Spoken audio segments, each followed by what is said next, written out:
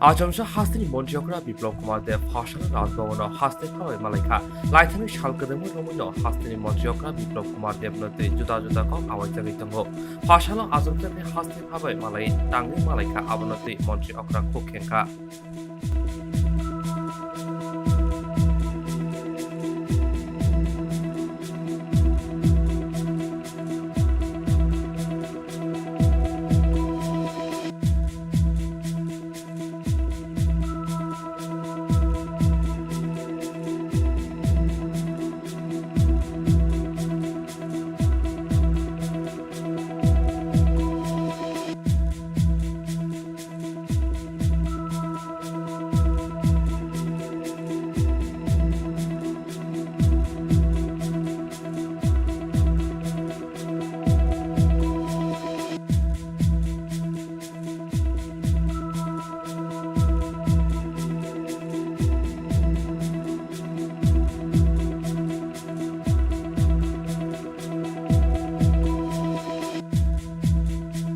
साहब से मिलने गवर्नर साहब से দেখা করার জন্য এসেছি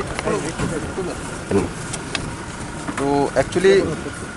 উনি আসার পর মাননীয় রাজ্যপাল আসার পরে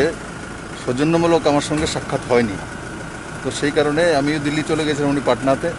তো আজকে আমি ওনার সঙ্গে সৌজন্যমূলক সাক্ষাৎ করেছি ওনার হালচাল বুজুর্গ মানুষ ওনার স্বাস্থ্যের খেয়াল রাখা ডাক্তার টিম রাখা আর ভ্যাকসিনেশন করা এগুলো বিষয়ে আলোচনা হয়েছে আর ওনার স্বাস্থ্যের প্রতি খেয়াল রাখা ওনাকে ভালোভাবে রাখা হাতের করা এটা আমাদের দায়িত্ব কারণ রাজ্যপাল রাজ্যের প্রধান ব্যক্তি স্যার এনএসি বৈঠকে রাজ্যের জন্য কিছু দাবি সুখবর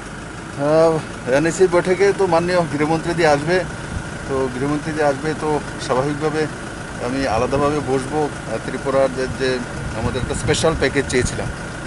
এডিসির জন্য তো সেটার বিষয়ে মাননীয় গৃহমন্ত্রী পজিটিভ আছে আমার সঙ্গে আলোচনা হয়েছে আমি পাঠিয়েছি সেটার একটা বড় অংশের টাকা একটা অ্যামাউন্ট আমরা চেয়েছি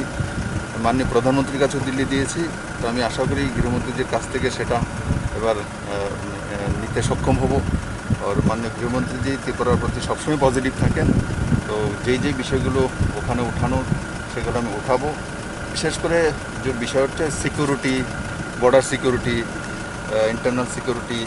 এগুলোর উপর ফোকাস থাকবে ড্রাগসের উপরে কারণ সমস্ত মুখ্যমন্ত্রীরা আসবে তো ড্রাগসের নর্থ ইস্ট থেকে সেটাকে একদম বিনাশ করা মাননীয় গৃহমন্ত্রীর যে মূল স্লোগান যে